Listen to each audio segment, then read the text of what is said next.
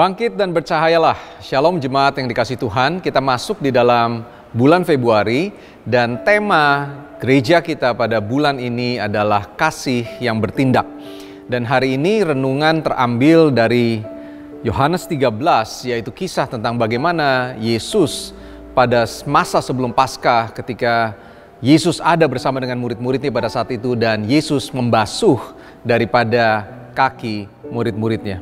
Dan kita tahu pada saat itu zaman dahulu tentunya sepatu belum terlalu populer, orang kemana-mana pakai sandal dan jalanan sangat kotor, tidak ada aspal, semuanya dari tanah, dan tentunya kaki itu adalah sesuatu yang sering kali bagian yang paling kotor.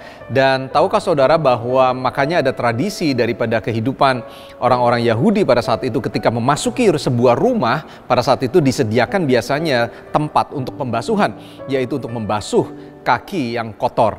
Dan biasanya pekerjaan itu dilakukan oleh para budak atau pekerja-pekerja yang sangat rendah yang melayani. Dan pada saat itu Yesus memberikan sebuah teladan. Dikatakan di ayat ke-14. Ayat 14, kalau aku membasuh kaki kamu, aku yang adalah Tuhan dan gurumu, maka kamu wajib saling membasuh kakimu. Nah, saya percaya saudara bahwa ada sebuah prinsip yang Tuhan ajarkan, yaitu bukan tindakan mencuci kakinya, tapi ada sebuah prinsip bagaimana kita mengasihi, prinsip bagaimana kita merendahkan hati kita untuk melayani orang lain. Kalau Tuhan menekankan tindakannya, saya percaya kita akan melihat kisah-kisah bagaimana Yesus membasuh kaki murid-muridnya di tempat lainnya, atau ada di sebuah hal yang lain, keadaan yang lain, situasi yang lain, atau bahkan ketika Yesus sudah naik ke surga, murid-murid lalu saling membasuh kaki, dan itu tentunya mungkin tercatat dengan baik di Alkitab. Tapi kita tidak menjumpai ada peristiwa membasuh kaki di tempat lainnya di Alkitab. Dan saya percaya Yesus sedang menekankan sebuah prinsip, kalau kamu mau hidup di dalam aku, maka kamu harus saling melayani. Saya suka ayat ke-15. Ayat 15, firman Tuhan bilang begini, sebab aku telah memberikan kamu suatu teladan kepada kamu supaya kamu berbuat sama seperti yang kuperbuat kepada kamu. So, dua hal yang Tuhan sedang ajarkan kepada kita melalui renungan hari ini adalah sebuah teladan dan sebuah perintah. Saudara, ini bukan merupakan opsi, ini bukan merupakan sebuah pilihan, tapi ini adalah merupakan sebuah teladan, tapi juga sekaligus perintah untuk kita lakukan. Dan saya percaya ini firman ini untuk kita semua hari ini. Di ayat ke-15 atau di ayat ke-17, firman Tuhan bilang begini, Yohanes 13 ayat 17. Jikalau kamu tahu semua ini, maka berbahagialah kamu jika kamu melakukannya. Garis bawahi kata ini saudara, statement ini.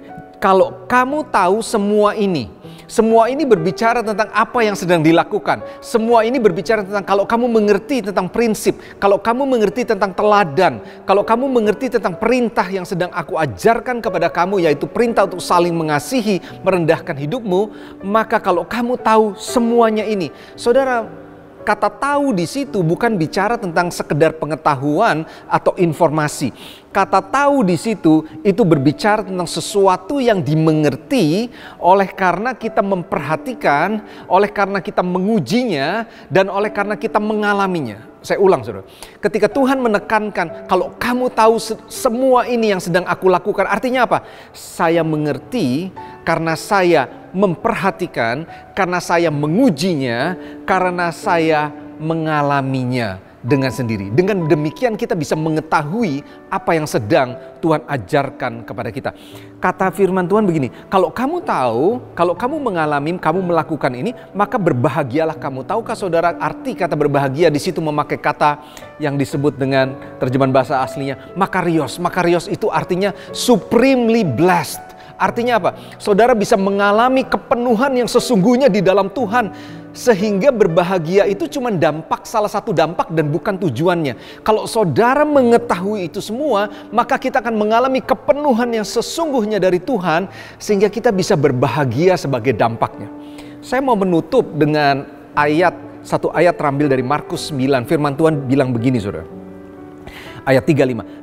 Lalu Yesus duduk dan memanggil ke-12 murid, katanya kepada mereka, jika seseorang ingin menjadi yang terdahulu, hendaklah ia menjadi yang terakhir dari semuanya dan pelayan dari semuanya. Untuk itu firman Tuhan hari ini, proyek ketaatan hari kita hari ini adalah lakukan tindakan kasih kepada minimal satu orang hari ini, supaya kita bisa mempraktekkan, mengalami apa yang menjadi bagian kepenuhan Tuhan di dalam kehidupan kita. Mari kita berdoa. Kami bersyukur buat hari ini Tuhan masih berbicara, dan kami memasuki sebuah tema di bulan ini, yaitu kasih yang bertindak. Dan hari ini kami mengerti dan belajar tentang prinsip bagaimana Tuhan mengajarkan teladan, dan juga Tuhan memberikan perintah supaya kami bisa mengasihi orang, kami saling merendahkan, dan kami saling melayani. Dan hari ini kami ambil komitmen untuk kami mengambil tindakan kasih kepada minimal satu orang yang kami jumpai hari ini, supaya nama Tuhan ditinggikan, supaya kami bisa mengalami kepenuhan yang sesungguhnya di dalam Tuhan. Terima kasih Tuhan, kami siap untuk melakukan firman Tuhan di dalam nama Yesus. Haleluya. Amin. God bless.